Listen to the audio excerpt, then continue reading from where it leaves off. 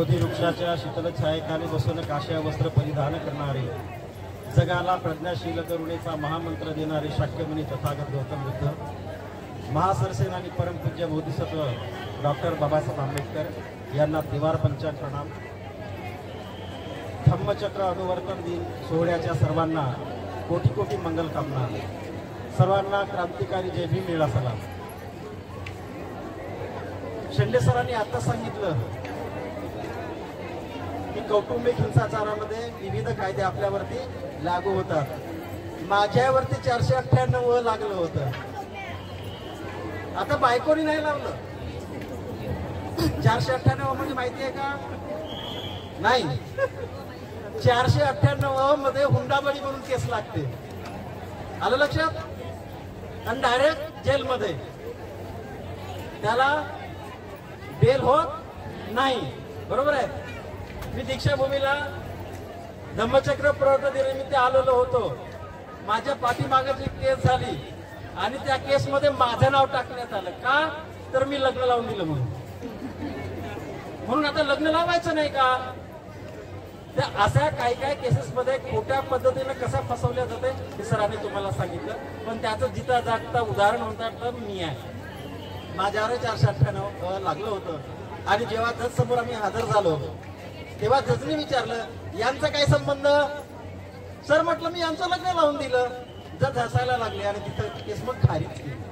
बघा, नकळत मला त्रास झाला की नाही झाला? झाला। अजून दुसरी एक गोष्ट, सरांनी सांगितलेलं होतं की लैंगिक अत्याचार याचं प्रमाण सर्वात जास्त वाढलेलं आहे आणि लैंगिक अत्याचार सर्वप्रथम जर जास्त कोणाकडून होत असतील तर आपल्या ओळखीच्या माणसाकडून, एवढं लक्षात ठेवा। आणि म्हणून त्या गोष्टीकडे लक्ष द्यायचं। यानंतर प्रत्येक गावामधून प्रत्येक ग्रामपंचायतचे हितोशी होऊन आपण आलेले आहात। ग्रामपंचायतमध्ये जाऊन तुम्ही तुमच्या गावाचा विकास करत आहात, आपल्या समाजाचा विकास करत आहात, बरोबर आहे? ग्रामपंचायतचे तुम्ही आजीवनपर्यंत ग्रामसभेचे ग्रामसदस्य आहात, मरेपर्यंत सदस्य आहात।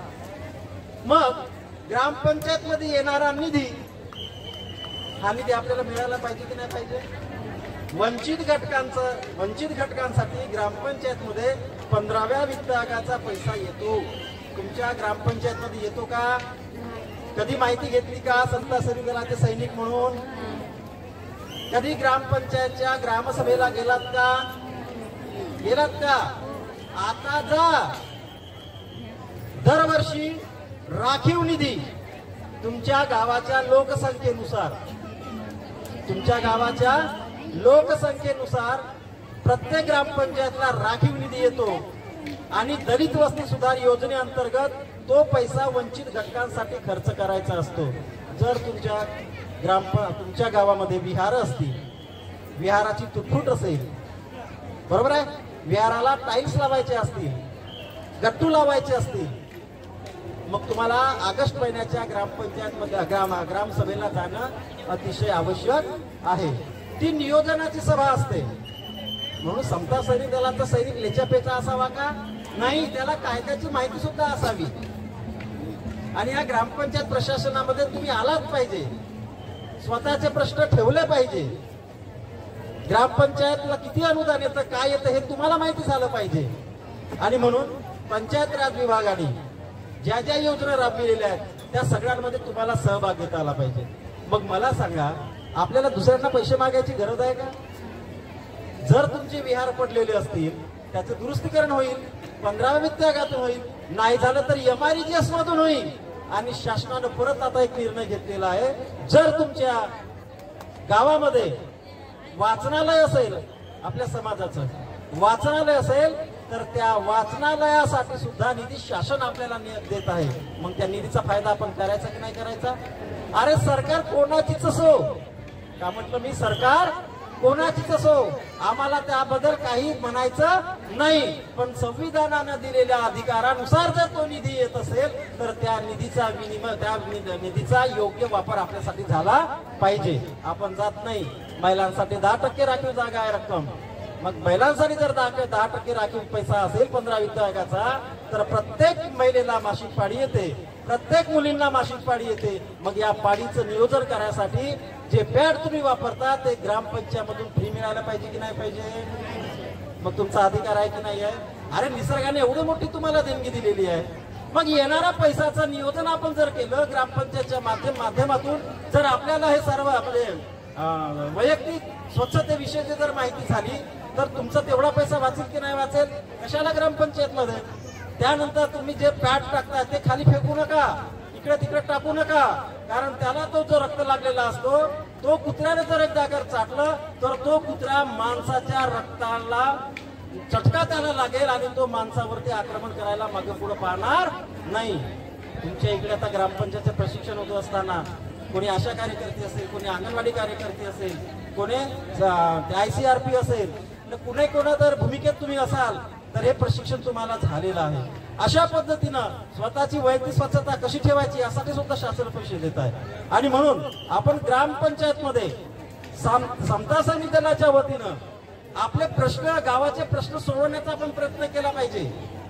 तेव्हा आमचा सैनिक खऱ्या अर्थानं विचार अशी सुदृढ होईल, त्याची वैयक्तिक पातळी, वैचारिक पातळी वाढली हे आम्हाला समजेल, की जेणेकरून त्या अधिकाऱ्यांना वाटलं बाई समता सैनिक दलाची बाई सैनिक आहे, तिला सगळ्या काही योजनांची माहिती आहे. अशा पद्धतीनं मागं कुठं पळायचं नाही, सगळ्यांचं सामोरं व्हायचं.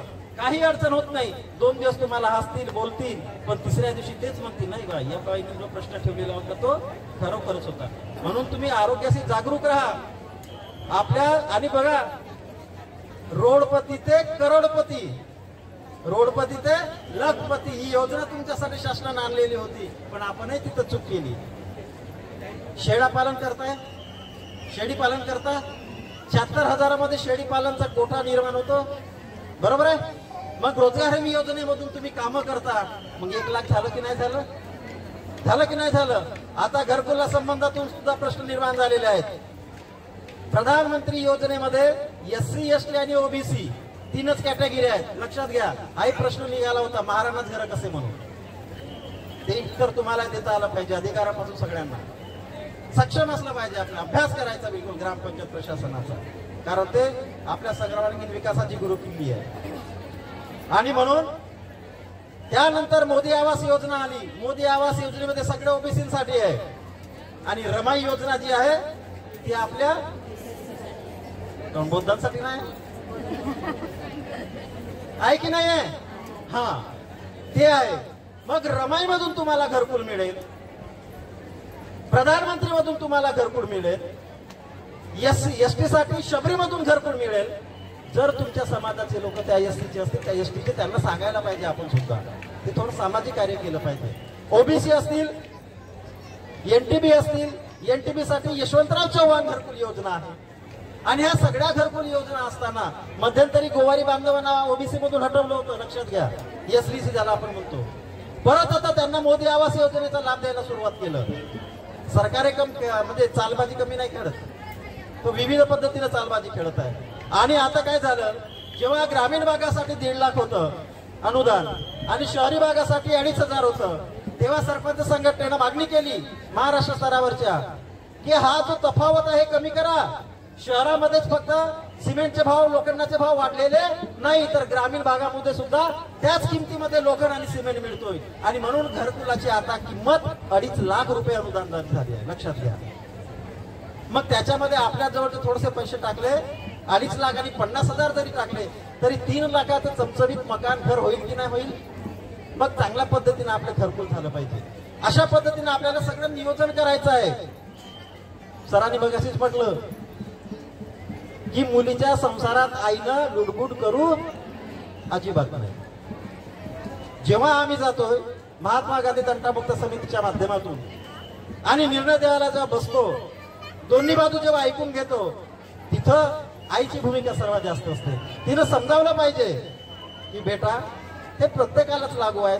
बोलत असेल सासू किती दिवस तिची आहे, बोलत असेल सासरा किती दिवस त्याची आहे, सगळ्यांना जाणं आहे की नाही आहे.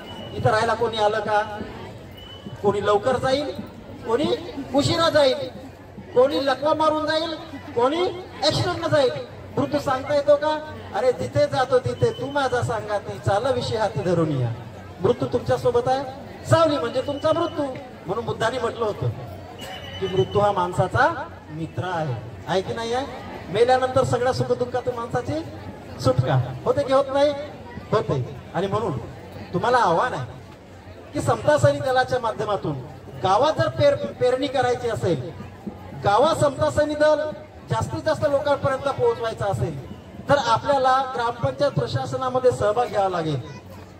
येणाऱ्या विविध योजना समजून घ्याव्या लागतील आणि त्या योजना आपल्यासोबत इतरांना जर सांगितलं तर अतिशय उत्तम राहील. कारण बहुजन हिताय बहुजन सुखाय, आपला धम्मच तसा आहे, मैत्रीचा धम्म आहे. आणि म्हणून आपले कल्याण हो आणि दुसऱ्यांचंही कल्याण हो ही भूमिका आपल्याला ठेवावी लागेल.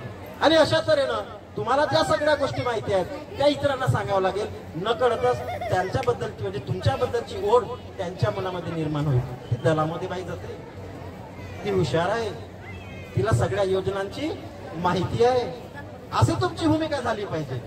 त्यानंतर आपल्या 65 वर्षे वयाच्या वरतून म्हणजे वरून जर लोक झाले असतील आपल्या समाजाचे आणि त्यांच्याकडे टीसी असेल, टीसी समजलं ना, शाळा सोडल्याचा दाखला, तर त्याच्यावर तारीख असते, किमान वर्ष असते ना जन्मतारखेची.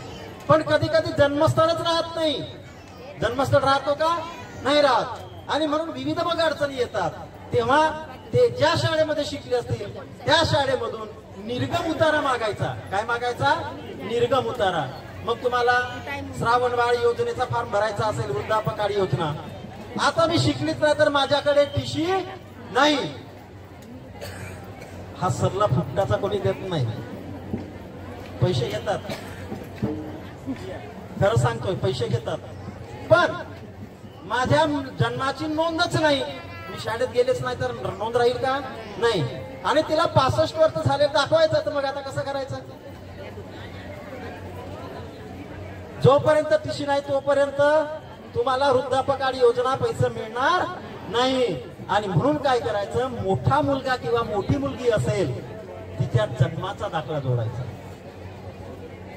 किमान तुमचं लग्न 20व्या वर्षी तर झालं असेल की नाही? त्या पद्धतीने ती तारीख जोडायची आणि फॉर्म भरायला लावायचं, तेव्हा तुम्हाला पैसे मिळतील. तिथे एक अट आहे की तो बीपीएल धारक असावा. आता तुमचे बीपीएल मध्ये प्रत्येकाचे नंबर आहेत का? नाही आहेत. मग 21,000च्या वर उत्पन्न आपलं आहे, आपल्याला 21,000च्या खाली उत्पन्न पाहिजे. मग आता कसं करायचं? पटवाळ्याकडे जायचं, सांगायचं त्यांना मला या योजनेचा फॉर्म भरायचा आहे, मला 21,000चा उत्पन्नाचा दाखला द्या. मग 21,000च्या उत्पन्नाचा दाखला पटवाळ्याने दिलं तर त्यासाठी परत एक अर्ज आणि त्या अर्जावरती 20 रुपयाची तिकीट लावायची आणि तो अर्ज लिहायचा कोणाच्या नावाने? तहसीलदार महोदयांच्या, की मी अमुक अमुक गावचा रहिवासी आहे, माझी वय इतकी होत आहे, मला या योजनेसाठी 21,000 रुपयाचं उत्पन्नाचं प्रमाणपत्र पाहिजे आहे आणि अर्ज क्रमांक म्हणजे 10 नंबरचं फॉर्मच्या नुसार मला 21,000चं उत्पन्न पाहिजे आहे. आणि हे तुम्ही ऑनलाईन करा आणि इन्कम काढा आणि इन्कम काढल्याच्या नंतर 21,000ची इन्कम काढली की आपला फॉर्म भरा. म्हणजे अशा पद्धतीनं लोकांसाठी जर आपण काम केले तर आपल्या समाजातील प्रत्येक लोकांना योजना भेटायला अडचण जाईल का? नाही. जर तुम्हाला नाही भेटली पण किमान त्यांना तुम्ही सांगू तर शकता की अशा पद्धतीनं तुम्हाला ही योजना राबवायची आहे. म्हणून अशा विविध योजनांचा उहापोह या ठिकाणी मी याच्यासाठी केला की मी ग्रामपंचायत प्रशासनामध्ये सरपंच, उपसरपंच, ग्रामपंचायत सदस्य म्हणून जेवढे आहेत त्यांना प्रशिक्षण देण्याचं काम करत आहे. यशोदाचा मास्टर ट्रेनर म्हणून मी गेल्या 2022 पासून काम करत आहे. आणि त्याच्यामुळे ह्या विविध योजनांची माहिती, विविध योजना कशा असतात, कुठे असतात, कुठून आल्या पाहिजे, ह्या संदर्भातून संपूर्ण माहिती माहीत असल्यामुळे मी तुमच्या समोर आज दलाबद्दल बोललो नाही, पण दलाची भूमिका ठेवून आपल्याला समाजसेवा कशी करता येईल याबद्दल मी तुम्हाला सांगितलेलं आहे. ते तुम्हाला ठरवायचं आहे. लोकांपर्यंत तुम्हाला कसं जाता येईल, ही योजना कशा पोहोचवता येतील हे तुम्हाला ठरवायचं आहे आता. आणि अशा पद्धतीनं आपला विकास, गावाचा विकास, परिणामी समाजाचा विकास, देशाचा विकास आपल्याला करता येईल आणि आपल्या कुटुंबाचा तर अतिशय चांगल्या पद्धतीने विकास करता येईल. पण लक्षात घ्या, सर्व कामं करा, सगळ्याच गोष्टी करा, पण बुद्धांच्या आणि बाबासाहेबांच्या विचाराशी मात्र बेईमानी करायची नाही. कुठे जा, कोणत्याही पक्षात जा, काही अडचण नाही. पण जेव्हा बाबासाहेबांनी बुद्धांचं नाव आला त्या दिवशी मात्र सर्व एकत्र झाल्याशिवाय राहायचं नाही. बघा, अतिशय महत्वाची गोष्ट, 59 जाती अनुसूचित जातीमध्ये आहेत. किती जाती? 59. एकच जात महार आहे. किती बुद्धिस्ट आहे? नाही तर उरलेल्या 58 जाती ह्या हिंदू धर्मातील आहे. कुठल्या आहेत? हिंदू धर्मातील. मग अनुसूचित जातीमध्ये जेव्हा आपल्या पोरं फॉर्म भरायचे, त्या 58 जातीचे पोरं परीक्षा द्यायचे. पण आपले पोरं लई हुशार. अवलाद कोणाची? नक्की आहात ना? अवलाद कोणाची? बाबासाहेबांची. हुशार कोण? आमचे मुलं. म्हणून जर 10 जागा असतील तर सरसकट आम्ही 10ही घेत होतो किंवा 9ही घेत होतो. बरोबर आहे. परंतु सुप्रीम कोर्टाच्या आताच्या निर्णयानुसार सुप्रीम कोर्टामध्ये ही केस कोणी टाकली याचंही मंथन होणं अतिशय आवश्यक आहे. आणि म्हणून 7 जजमेंट पैकी म्हणजे 7 जज पैकी 7 न्यायाधीशांपैकी महिला न्यायाधीश होत्या. त्यांनी विरोधात मत नोंदविलं की या 58 जाती आहेत, 59 जाती आहेत, जातीनिहाय त्यांना आरक्षण देऊ नये, सरसकट एससीतच द्यावं. बरोबर आहे की नाही? बरोबर आहे ना? पण त्या ठिकाणी 6 जज लोकांनी निर्णय आमच्या विरोधात दिला की नाही नाही नाही, महाराचे पोरं लई हुशार म्हणून महाराला कमी आरक्षण झालं पाहिजे. कारण आपण 9-10 जागा घेत होतो ना. बरोबर आहे. आता घेणार का? नाही. मग 2-3 जागा देतील महारांसाठी राखीव म्हणून. मग आपल्याला त्याच जागा होती. उरलेल्या ठिकाणी जे 58 जाती आहेत त्या जातीतील जर उमेदवार मिळाला नाही, जागा कोणाला जाईल? ओपन. सरसकट कोणाला जाईल? ओपनला जाईल. मग आपल्याला जागा हक्काच्या मिळाल्या का? म्हणून प्रत्येकाने याचं निरीक्षण करणं अतिशय महत्वाचं आहे. अरे मागच्या पिढीनं कटिकवून ठेवलं म्हणून आज आपण सुखाचे दिवस बघत आहोत. पण पुढच्या पिढीसाठी आपण काय केलं? जेव्हा पुढची पिढी विचारेल आम्हाला तेव्हा शिवा हसडल्याशिवाय राहणार नाहीत की मूर्खांना तुम्ही फक्त खाण्याचंच काम केलं पण आमचं भविष्य मात्र तुम्ही वाचवू शकलात नाही. ते कधी पुढची पिढी आपल्याला माफ करणार नाही. आणि म्हणून आपल्याला प्रत्येक गोष्टीकडे लक्ष द्यायचं आहे. आणि लक्षात घ्या, ओबीसीसाठी नॉन क्रिमिलियरची मर्यादा 6 लाख ठेवलेली आहे. किती लाख ठेवलेली आहे? आता वाढवलं म्हणते त्या दिवशीच्या निर्णयामध्ये. केवळ 6 लाख ठेवलेली आहे. पण ओपन वाल्यांची किती ठेवलेली आहे? 8 लाख. मग ओबीसी समाज त्या 8 लाखामध्ये फॉर्म भरेल का? कटला. आणि सरसकट ओपन वाल्यांच्या इथे नोकऱ्या जातील. आता आयएस अधिकाऱ्यांच्या जागा भरण्यात आलेल्या आता 1-2 वर्षापूर्वी. लक्षात घ्या, मागच्या दारांनी जेवढे ब्राह्मण होते, जेवढे सचिवांचे पद भरण्यात आले 17-18 का 20-22, ते टोटल परीक्षा न देता मागच्या दारातून टोटल एवढे लोक ब्राह्मण निवडण्यात आले. आमचे लोक कमी आहेत का? इतर लोक आयएस अधिकारी व्हायला कमी आहेत का? नाही. त्यांचं ते फावून गेलं. पण जेव्हा दुसरी लिस्ट लागली ना त्याच्यामध्ये मागच्या दारातून जेव्हा भरती करण्यात आली तेव्हा आमच्या सगळ्या लोकांनी त्यावर आक्षेप घेतला आणि ती जी लिस्ट होती 20 लोकांची ती मात्र कॅन्सल करण्यात आली. विजय बाबासाहेबांच्या विचाराचा झाला की नाही झाला? म्हणून रात्रंदिवस गौतम बुद्ध की जय आणि डॉक्टर बाबासाहेब आंबेडकर की जय म्हणल्यानं आमचं भलं होणार. उलटा आम्ही रसातळाला जाऊ. मग त्यासाठी काय करावं लागेल? बाबासाहेबांना डोक्यावर नाही घ्यायचं. आता डोक्यावर घ्यायचा, मस्त नाचायचा. नाचतात ना मग ते डोक्यावर घेऊ. भीम के लगते जिगर आधे इधर आधे उधर, असंच आहे ना. म्हणून डोक्यावर नाही घ्यायचं बाबासाहेबांना. गौतम बुद्धांना डोक्यावर घ्यायचंच नाही. कुठं घ्यायचं आहे? डोक्यात. जर एकदा का बाबासाहेबांनी गौतम बुद्ध हे वार डोक्यात शिरलं तर कोणाची ताकद नाही आपल्याला अडवायची. पण आज तशी परिस्थिती राहिली का? अहो, या महार लोकांच्या या बौद्धांच्या एकेका कुटुंबामध्ये नवराय खर्रा खातो आणि बायकोय खर्रा खातो. नवऱ्यानं जर खर्रा आणलं नाही तर संध्याकाळी बायको त्याला अजिबात जेवण देत नाही. खोटं बोललो का? खोटं बोलत असेल तर आताच माईक बंद करतो. बरोबर आहे. आणि बौद्धिस्ट कुटुंबामध्ये किंचित फक्त 5 ते 10% जर लोक सोडले तर प्रत्येक घरामध्ये दारूचं प्राशन होते. लक्षात ठेवा. तुमच्या गावचे असलेले मार काढा 80 घराचे लोक असतील तर, आणि त्या 80 घराच्या लोकांमध्ये प्रत्येकाच्या घरी पहा सर्वात नालायक आणि गारक पिढी झाली असेल तर आज बौद्ध समाजाची झाली आहे. लक्षात ठेवा. प्रत्येक मुलं दारू प्यायला शिकले, खर्रा खायला शिकले, बापाचे ऐकत नाही. काय ऐकत नाही? एकच एक पूत आणि हेलभर मूत. बरोबर आहे ना? लक्ष दिलं का पोराकडे? आपण सगळ्या सोयी त्याला उपलब्ध करून दिल्या, मोबाईल उपलब्ध करून दिले. अरे हो, तुझा पोरगा तुझी पोरगी 1:30-2 वाजेपर्यंत मोबाईल पाहते, पण काय पाहते कधी तू विचारलास का? विचारला? पाहिला कोणाला विचारून पहा. बरे माझी पोरगी ते दररोज पाहते थरभर नाही माझी पोरगी अभ्यास करते. पोरगी बाई चहा बनवून दे, तुला चहा बनवून देऊ? हा बाई चहा बनवून दे. चहा बनवून देते बिचारी. माझी पोरगी मोठा अभ्यास करते बाई, 12वी first year second year final. Akanksha राहते माई वडिलांची, किमान माझा पोरगा माझी पोरगी शिकेल, तिला नोकरी चांगली लागेल. आहे की नाही? तुमची अपेक्षा आहे ना? अरे तुमच्या आई वडिलांकडून जशी तुमची अपेक्षा आहे तसेच तुमच्याकडून तुमच्या आई वडिलांची अपेक्षा आहे. त्याची पिढी पुढच्या त्यांची अपेक्षा राहील.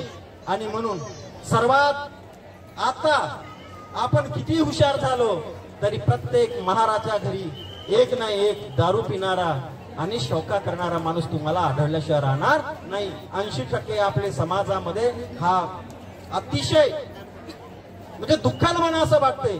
कारण मी अनालिसिस केलेलं आहे. ज्या ज्या ग्रामपंचायतीमध्ये जातो पहिले विचारतो समाजाची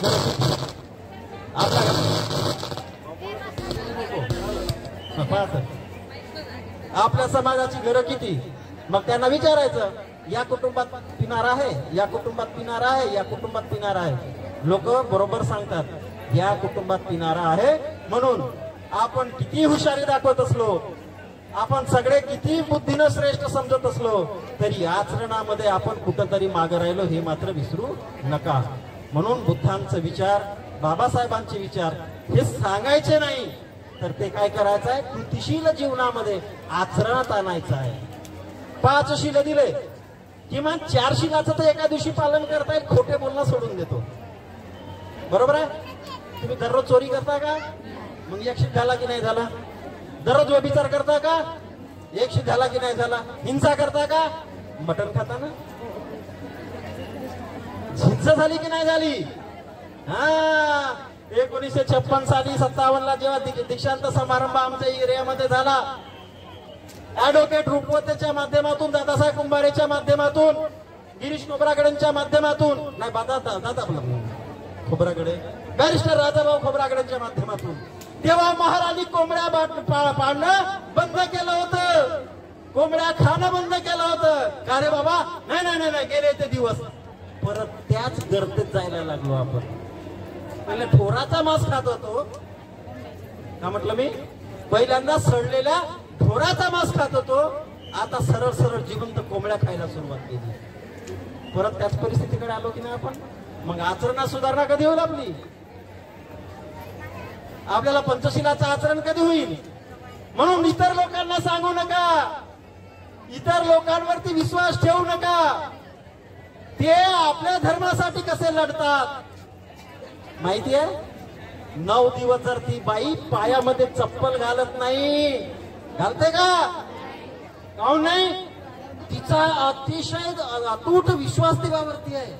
देव माझं सगळं काही. पण तुमचा बाबासाहेब बुद्धांच्या विचारावरच विश्वास नाही. आपण सर्व डळमळीत आहोत.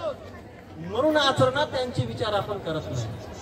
मार्ग पण काढतो. असं कुठं सांगितलं गौतम बुद्धांनी मांस मटण खाऊ नये म्हणून? असं सांगतोय ना आपण? सांगतोय की नाही? का नाही सांगितलं? हिंसा करू नये. शेवटी हिंसा झाली की नाही? आपल्यासाठी कोंबड्या बकड्या मारल्या त्यांनी.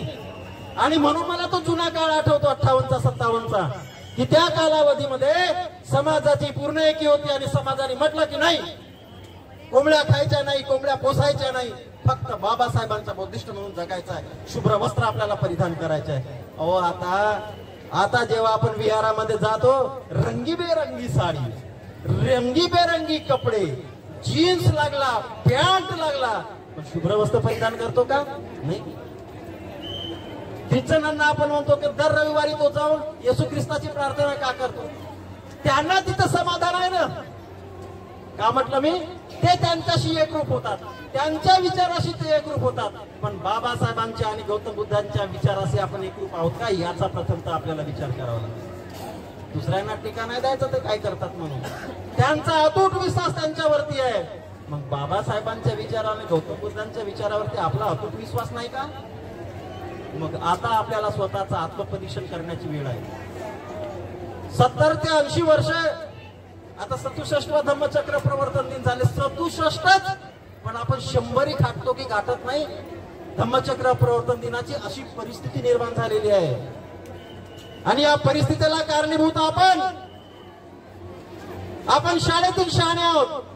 पूर्ण 4ही नाही, 3.5 शहाणे माहित आहे. ते असं म्हटले नानासाहेब पेशवे अर्धे शहाणे होते, त्यांना अर्ध समजला जातो. असे शाळेतील शहाणे आहेत. म्हणून आता त्या सगळ्या गोष्टी बाजूला करायचं आणि पुढची पिढी घडवायची जबाबदारी आपली सर्वांची आहे. आपल्या मुलांकडे लक्ष द्या.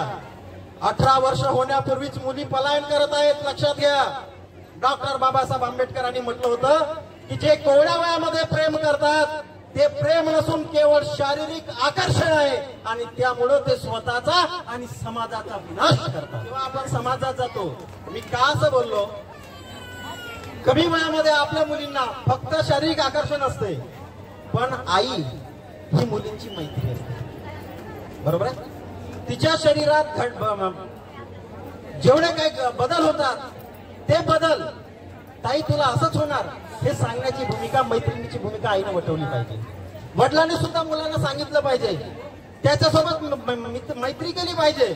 आईने सुद्धा सखी म्हणून तिच्याकडे बघितलं पाहिजे की ही सखी आहे, मी तुझी आई नसून मी तुझी सखी आहे. तुझ्या जीवनामध्ये कसं बदल होत असते हे मी तुला सांगत आहे. काय करायला पाहिजे आणि काय नाही करायला पाहिजे ह्या गोष्टी तुम्हाला सांगायला पाहिजे. आणि जोपर्यंत, बरोबर आहे, आपला लग्न झाला, दोघे नवरा बायको झालो आणि मायबापापासून वेगळे होऊन नवीन कुटुंब म्हणजे संसार करायला लागलो, बुडगा बुडगी चुकलं का? बरोबर आहे. पण जे संयुक्त कुटुंब असते त्या कुटुंबातला सुख अवर्णनीय आहे, लक्षात घ्या. ज्या कुटुंबामध्ये आजा आजी असेल, काका काकी असेल, मावशी मावसा असेल, त्या कुटुंबामध्ये आनंद काही औरच आहे, हे लक्षात ठेवा तुम्ही.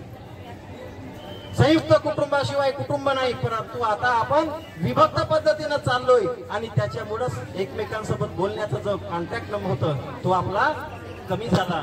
आणि जेव्हापासून मोबाईल आले, घरी या 4 मोबाईल, 2 नवरा बायकोंसाठी, 2 पोरांसाठी.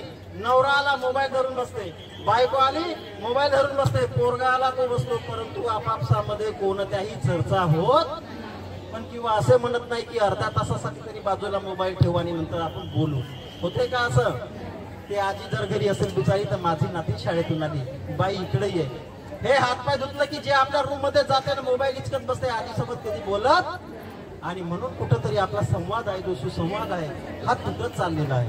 आणि म्हणून या मोबाईलच्या अतिवापरामुळं आज वेडे होण्याची परिस्थिती आलेली आहे, लक्षात घ्या. पण केवळ 5 ते 10 वर्ष थांबाव, प्रत्येकाच्या घरापुढं तो येऊन बसलाच आहे. फक्त 10 वर्ष थांबा, 10. प्रत्येकाच्या दरवाजात त्याने दरवाजा ठोकलेला आहे. फक्त दार उघडायची वेळ आहे.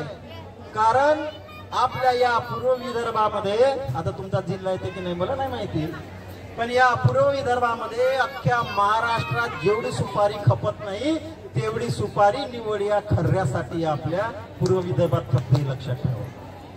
हे आमच्या चाचणी केलेल्या गोष्टी आहेत, काढलेल्या गोष्टी आहेत. त्या असं धरून बोललं असं नाही आहे. आणि खोटं वाटत असेल तर सर्च करा.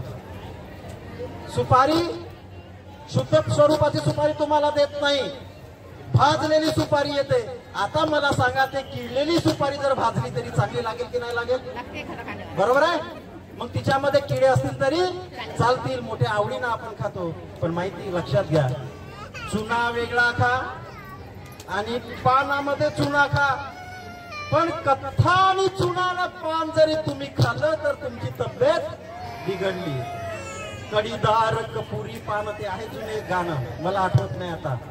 म्हणून पान खायचं असेल तर फक्त चुना लावूनच खाल्लं पाहिजे, कथा लावायची गरज नाही. कारण कथा आणि चुन्यामध्ये जेव्हा कॉम्बिनेशन होते आणि रासायनिक प्रक्रिया होते त्यापासून सुद्धा एक अतिशय उत्कृष्ट दर्जाचा त्याला काय म्हणतो संमिश्रण बनते, हे लक्षात ठेवा. आणि त्यामध्ये आपण सुपारी खातो. तुम्ही आता घरी जा, मी खोटं बोलत असेल तर पुढच्या वर्षी यायचं आणि माझ्या नावाने बोटं मोडायची. 20 रुपयाचा खर्रा घ्या. किती रुपयाचा? आणि चांगला घोटा. आयुर्वेद शास्त्रामध्ये तुम्ही जितकं मर्दन कराल एखाद्या वस्तूचा तेवढी त्याची पोटेन्सी वाढते. पोटेन्सी वाढते म्हणजे शक्ती वाढते, हे लक्षात ठेवा. एखाद्या आयुर्वेद शास्त्रानुसार एखाद्या वस्तूला तुम्ही जितकं घोटलं त्याची पोटेन्सी वाढते. म्हणून भांग खाताना भांगवाले लोक किती घोटतात असे, घोटतात की नाही? आणि तो खर्रा तुम्ही चांगला घोटा. त्या खर्रामध्ये तुम्ही एक टाचणी टाका, प्लॅस्टिकने बांधून घ्या आणि केवळ 12 तास तुम्ही तो खर्रा ठेवा. आणि त्यानंतर तुम्ही त्या टाचणीची अवस्था बघा. काय बघा? टाचणीची अवस्था बघा. ती टाचणी तिथं असते किंवा नसते. आणि मग तेव्हा मला म्हणा की सर तुम्ही सांगितलेला प्रयोग अतिशय खोटा आहे. जर टाचणीवरती त्याचा परिणाम तेवढा होत असेल तर आपल्या शरीराचं प्रत्येक अवयव अतिशय नाजूक आहे, त्याच्यावर किती परिणाम होत असेल याचा विचार न केलेलं बरं. या प्रसंगी मी एवढंच बोलतोय आणि आपल्या शब्दाला याच ठिकाणी विराम देतो. जय भीम, जय भारत, निळा.